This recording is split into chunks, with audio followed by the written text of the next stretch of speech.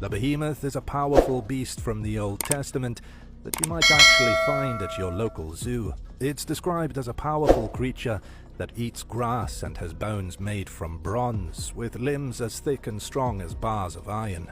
In Jewish legend, it's said that the righteous will witness an incredible battle between the great behemoth and the equally terrifying Leviathan. Number 9. Biblical bad girls. In the Bible, there are 3 very specific bad girls. There's Delilah, who comes from the book of Judges in the Old Testament. Then there's Jezebel in the book of Kings. And finally, we have Salome in the New Testament. Delilah was described in the Bible as a Philistine, a liar, and a lady of the evening. Jezebel was the daughter of King Ethbaal, who ruled the Phoenician city of Tyre. She married King Ahab of Israel, then persuaded him to worship the Phoenician god Baal Melkart. She helped plunge Israel into decades of wickedness. In biblical literature, Salome was the one behind the execution of John the Baptist. After John the Baptist was imprisoned by Herod Antipas for his condemnation of Herod's marriage to the divorced wife of his half-brother, he wanted to have John the Baptist killed, but he was afraid of the consequences of such a popular prophet. He asked for John the Baptist's head on a platter, forcing him to have the great prophet, while making it look like it wasn't his fault. Number 8. The Nephilim. The Nephilim are a race of superhuman giants that are described in the Bible as roaming the lands of the world. The brief account of these creatures is somewhat confusing, contained in only 3 brief verses at the beginning of Genesis in chapter 6. Because the description of the Nephilim is so short, it's been the subject of great debate for centuries. In brief, the verses say that when men multiplied and daughters were born unto them, the sons of God took them as wives. There were giants in those days, and also in the days after, when the sons of God made children with the daughters of men. These offspring then became mighty men of great renown. Angels descended from heaven, had children with human women, and then those children were born as giants. Number 7. The 4 beasts of Daniel.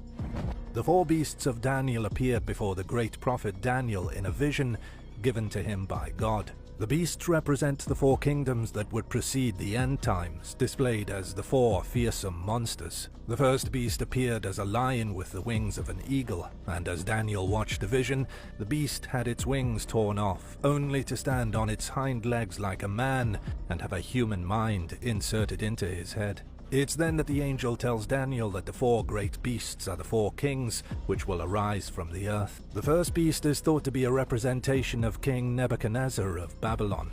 The second beast is a bear with 3 ribs crammed between its teeth. This beast has an insatiable hunger for flesh. The 3 ribs in the bear's mouth symbolize the 3 nations that were devoured by the Medes and the Persians: Babylon, Lydia, and Egypt. The third beast is a leopard, yet it has 4 wings on its back and 4 great heads. This is a representation of Greece, with the 4 heads depicting the 4 divisions of its great empire following the death of Alexander the Great.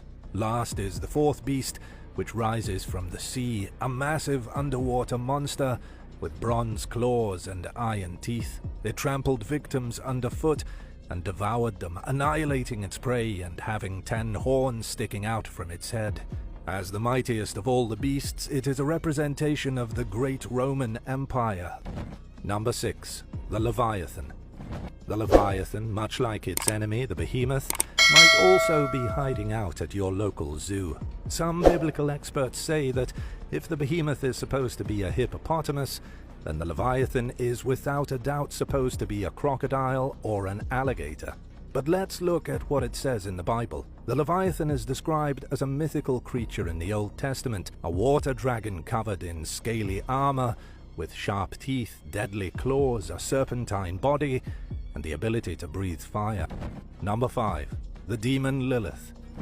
Lilith is mentioned only once in the Hebrew Bible, but she is still one of the most famous biblical icons to this day. Her story goes back to some of the earliest mythology and folklore of the Jewish people, and most experts believe she was placed into the Bible briefly only as a kind of homage to those older tales. In mythology, Lilith was a woman with beautiful black hair who had an insatiable hunger for spawning demon babies. She would prey on helpless newborn infants, possibly then seduce men and trick them into impregnating her with authentic monsters. Number 4. Asmodeus, Demon of Lust. Asmodeus is one of the most terrifying princes of... He's a monster with 3 heads, a demon who can spit fire and fly around on the back of a dragon. And while he's not described in detail in the original version of the Bible, he falls into the same mythological category as Lilith. Lilith is even supposed to be the wife of Asmodeus, the great demon of lust. Number 3. Horrifying angels. When we think of angels, we think of powerful beings that look just like ordinary humans, except they have wings and maybe a flaming sword. But in the Bible, angels aren't so appealing. Some of the descriptions of angels in the Bible border on horrific. For example, the cherubim is a lower level of an angel, which is described in the Bible as being a human and an animal hybrid. These angels are tasked with guarding the Garden of Eden, each one with the face of a lion, an ox, an eagle, and a human. They have 4 wings, ordinary human legs, but bull hooves that gleam like brass. Number 2.